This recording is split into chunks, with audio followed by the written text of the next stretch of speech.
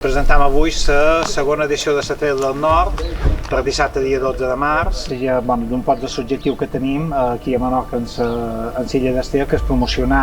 l'esport, promocionar el que és l'illa de Menorca, la naturalesa i el turisme esportiu, perquè puguin venir a disfrutar una prova, diguéssim, jo crec que és la més dura de tota l'illa d'Ester, pel tipus de circuit que és,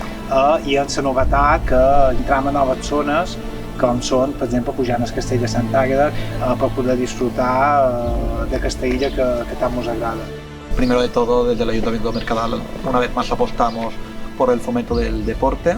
Desde el área de deportes se intenta toda propuesta año tras año llevarla a cabo, dar una vez más el agradecimiento a patrocinadores y colaboradores como son Elite Chip y Biosport y Consell Insular y Govern por llevar a cabo carreras como estas. Que des del punt de vista de la salut sigui compatible, l'esforç, la competició i la salut amb el benestar de cada persona, que és molt important. Ja ho he comentat en Mito, amb el tema de preservar Menorca, és un tresor i tot i que estiguem fora de temporada intentar tenir això molt d'anys i moltes més edicions.